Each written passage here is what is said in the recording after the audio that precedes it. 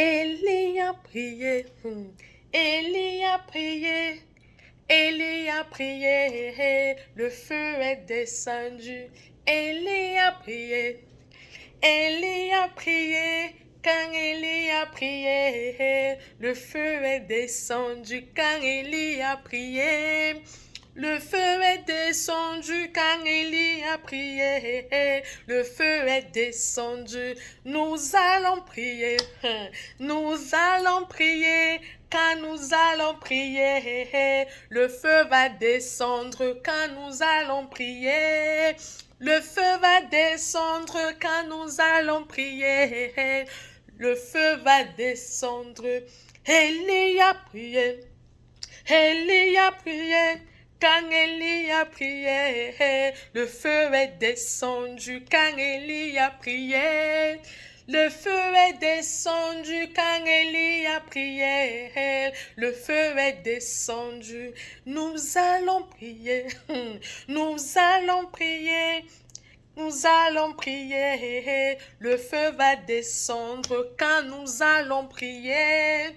Le feu va descendre quand nous allons prier. Le feu va descendre. Shalom, shalom. Bonjour, bonsoir, peuple de Dieu. Selon le temps où vous allez regarder cette vidéo, que la grâce de l'Éternel surabonde dans votre vie. Alléluia. Nous servons le Dieu qui répond par le feu, le Dieu d'Élie, le Dieu qui répond par le feu. Pendant ces 21 jours de prière et de jeûne, nous allons invoquer le Dieu d'Élie qui répond par le feu. Aujourd'hui, je voudrais qu'on parle ensemble de qui est ton Dieu. Qui est le Dieu que tu pries? Je voudrais que nous lisons, nous ouvrons nos Bibles. Oui, parce que je ne peux commencer à célébrer l'Éternel, à parler de lui, à parler de ses bienfaits, à parler de qui il est, sans lire ce qu'il nous a laissé en héritage, la parole de Dieu. La Bible déclare que mon peuple périt faute de connaissance. Plusieurs parmi nous, nous périssons, pas à cause du sorcier, pas à cause de la malédiction ancestrale, mais c'est parce qu'il nous manque la connaissance. Qui est ce Dieu que tu pries? C'est la question à laquelle nous allons répondre ensemble, toi et moi. Alléluia. Je bénis l'Éternel pour ces personnes qui ont pris le train du jeûne depuis le 1er septembre 2023. La Bible déclare que la fin du chose vaut mieux que son commencement. Alors je nous invite, pour ceux qui n'ont pas encore pris le train, de prendre le train. Aucune situation n'est difficile devant l'Éternel, car à lui rien n'est impossible. C'est le Dieu des possibilités. Est-ce que vous pouvez comprendre que c'est le Dieu des possibilités? C'est pourquoi je demande en ce matin, qui est ce Dieu que tu pries? Nous ouvrons nos Bibles. 1 Roi au chapitre 18. 1 Roi chapitre 18. À partir du verset 36. La Bible déclare: au moment de la présentation de l'offrande, Élie le prophète s'avança et dit: Éternel, Dieu d'Abraham, d'Isaac et d'Israël, que l'on sache aujourd'hui que tu es Dieu en Israël, que je suis ton serviteur et que j'ai toutes ces choses par ta parole. Alléluia. Réponds-moi, Éternel, réponds-moi, afin que ce peuple reconnaisse que tu es l'Éternel Dieu et que c'est toi qui ramènes leur cœur. Et le feu de l'Éternel tomba et il consuma l'holocauste, le bois, les pierres et la terre, et il absorba l'eau qui était dans le fossé. Quand tout le peuple vit cela, ils tombèrent sur leur visage et dirent: c'est l'Éternel qui est Dieu, c'est l'Éternel qui est Dieu. Saisissez les prophètes de Baal, leur dit Élie, qu'aucun d'eux n'échappe. Et il les saisit, il les fit descendre au torrent de Kison, et il les égorgea. Alléluia! Le Dieu d'Élie qui répond par le feu. Élie était de condition humaine comme toi et moi. Oui, mon frère, oui, ma soeur. Élie était de condition humaine comme toi et moi, un serviteur de l'Éternel. Nous sommes des serviteurs de l'Éternel, nous sommes des servantes de l'Éternel. Nous sommes appelés pour l'œuvre de Dieu. Oui, souvenez-vous, il a dit, il nous a envoyés en mission pour faire des nations des disciples. Qu'est-ce que vous en faites de votre mission? Donc vous vous asseyez dans vos maisons, vous dites que moi je ne suis pas serviteur de Dieu, je ne suis pas servant de Dieu. Vous êtes serviteur de Dieu. Oui, de la même manière qu'Élie était serviteur, de la même manière vous êtes serviteur. Quand la Bible déclare qu'au dernier jour, je répandrai sur toute chair mon esprit. Oui, il a répandu déjà son esprit sur toute chair. Donc personne ne peut déjà commencer à fuir que moi je ne suis pas dans les choses là. Vous êtes déjà dedans. Le Dieu d'Élie qui répond par le feu. Plusieurs personnes pleurent. Moi je prie, il ne me répond pas, Dieu ne me répond pas. Qui est ce Dieu que tu pries? Qui est ce Dieu que tu pries? Le Dieu d'Élie? Le Dieu d'Abraham? Le Dieu d'Isaac? Le Dieu de Jacob? Qui est ce Dieu que tu pries? Élie a dit, Seigneur, éternel Dieu d'Abraham, d'Isaac, que l'on sache aujourd'hui que je suis ton serviteur. Élie a prié, Élie a prié, Élie a prié, le feu est descendu. Imaginez-vous, Daniel et ses compagnons, dans la fournaise ardente. Le Dieu d'Élie qui répond par le feu, est-ce que le feu là pouvait brûler, les consumer? Non. Pourquoi? Parce que il servait déjà le Dieu qui répond par le feu. Oh. De la même manière, Daniel et ses compagnons dans la fosse au lion, la Bible déclare que nous servons le lion de la tribu de Juda. Alors si nous servons le lion de la tribu de Juda, comment est-ce que Daniel est dans la fosse et ses compagnons dans la fosse au lion devaient avoir peur du lion? Alors que le Dieu qu'ils servent, c'est le lion de la tribu de Juda. Non, non, non, non, non. Qui est ce Dieu que vous servez? Qui est ce Dieu que tu dis que tu sers? Je veux savoir. La Bible dit qu'il est le premier et le dernier. C'est pourquoi Job pouvait dire, je sais que mon Rédempteur est vivant. Il se lèvera le dernier. Il se lèvera le dernier pour parler à ma faveur, même quand mes os auront collé sur ma chair. Qui est ce Dieu que tu pries? Tu ne peux pas invoquer le Dieu d'Élie qui répond par le feu. Tu ne peux pas invoquer le Dieu le Dieu de Job, qui est le Rédempteur qui se lève le dernier, et tu n'as pas de solution à ton problème. Non. Quel est le Dieu que tu pries, mon frère? Quel est le Dieu que tu pries, ma soeur? Quel est le Dieu que tu pries? Je voudrais savoir. Asseyons-nous ensemble et posons-nous les bonnes questions. Avant de nous lamenter, avant de dire, moi je prie depuis, vraiment je ne vois rien, Dieu lui répond seulement aux autres. Comment est-ce que tu le pries? Comment est-ce que tu l'invoques? Comme moi je me rappelle à l'époque, je n'avais même pas de quoi manger. Oui, qu'on vous dise la vérité, nous sortons de très loin avec l'Éternel. Nous sortons de très très loin avec l'Éternel. Et nous manquait 100 francs dans notre maison pour acheter une boîte de riz. Oui. Mais j'avais un chant dans la bouche. Même quand j'entrais dans l'église, j'avais ce même chant. Tu es Jéhovah Jireh, c'est toi le Dieu pourvoyeur. Tu es Jéhovah Jireh, tu es Jéhovah Jireh. Ma vie t'appartient, c'est toi qui me l'as donnée. Tu es Jéhovah Jireh, tu es Jéhovah Jireh. Tu es Jéhovah Jireh, c'est toi le Dieu pourvoyeur. Tu es Jéhovah Jireh, tu es Jéhovah Jireh. Ma maison t'appartient, c'est toi qui me l'as donnée. Oui, Jéhovah Jireh, le Dieu pourvoyeur. Je l'invoquais. Parce que la Bible m'a fait comprendre que c'est le Dieu pourvoyeur. Il pourvoit à toutes les situations. La veuve de Sarepta, elle n'avait rien à manger. Elle n'avait qu'un fond d'huile et un fond de farine. Elle savait que dès qu'elle mange, elle et son fils, elle meurt. Ils meurent les deux. Le prophète Élie est venu. Le Dieu pourvoyeur. Le Dieu pourvoyeur. Alors je demande, quel est ce Dieu que vous priez? Quel est ce Dieu que vous priez? Je ne remets pas en cause votre foi, mais je remets en cause le Dieu que vous priez. Parce que le Dieu que moi je prie, le Dieu que les pères ont prié avant moi, il répond. Il n'est pas un homme pour mentir, ni le fils de l'homme pour se repentir. Ce que sa bouche a dit, sa main va l'accomplir. Alors je voudrais que vous me dites, quel est ce Dieu que vous priez? Oui. Tu es Jéhovah Jireh, c'est toi le Dieu pourvoyeur. Tu es Jéhovah Jireh, tu es Jéhovah Jireh. Tellement je chantais ce chant que pendant la louange à l'église, on savait Tout le monde savait, même les prophètes qui venaient souvent mon père spirituel rendre au ministère. Quand ils prenaient leur micro, ils disaient que ouais, la femme qui chante, tu es Jéhovah Jireh. Parce que je cassais les oreilles des gens avec. J'avais entendu dire qu'il y avait un Dieu pourvoyeur. Alors il fallait que je l'expérimente. Pas seulement moi, mais ma famille également. Il fallait que j'expérimente ce Dieu pourvoyeur. Que la Bible dit. Alors, que ce Dieu pourvoyeur agisse dans ma vie. Je vous assure, même 100 francs pour acheter la boîte de riz, je n'avais pas.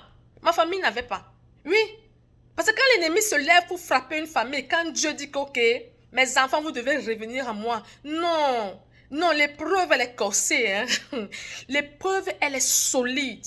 Et seuls les enfants, les violents, ce sont les violents qui s'emparent. Oui, du royaume des cieux.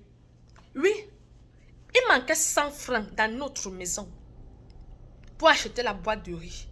Les voisins nous refusaient le riz. Les voisins nous refusaient le riz. C'est un témoignage que je vous fais.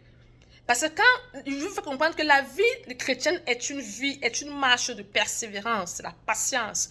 Le brisement est de Dieu. Les épreuves sont de Dieu, c'est pour sa gloire. C'est pour que vous ayez un témoignage à raconter demain à ceux qui vont vous entendre. Oui, vous ne pouvez pas parler de Dieu sans l'avoir expérimenté dans votre propre chair. Oui, nous étions une famille nantie. Du jour au lendemain, comme Job, nous avons tout perdu. Ceux qui nous disaient bonjour hier se moquaient de nous. Ils se moquaient de nous. Je vous dis que je mettais la marmite. Moi, l'enfant, j'ai lavé le plat à 16 ans. Imaginez-vous. Mais du jour au lendemain, j'ai porté sur ma tête la marmite de nourriture pour aller vendre dans un carrefour. Je marchais à pied. Mes frères et moi, on partait vendre. On attendait que la maman finisse de vendre la nourriture, qu'elle termine de vendre. C'est à ce moment qu'on espérait avoir le fond pour manger et dormir. Oui, nos pieds ne touchaient pas le sol. Je veux dire qu'on était une famille nantie. Oui. Quel est ce Dieu que vous priez? Votre condition doit changer. Le Dieu d'Élie qui répond par le feu. Oui. La Bible dit que Élie a prié, il a dit sinon ma parole. La Bible dit que je vous ai donné le pouvoir de marcher sur les serpents, de marcher sur les scorpions et toute la puissance de l'ennemi et rien ne pourra vous nuire. Qu'est-ce que vous en faites de ce pouvoir qu'il vous a donné, qu'il a mis entre vos mains? Qu'est-ce que vous en faites? La parole, la connaissance libère. Quel est ce Dieu que vous priez?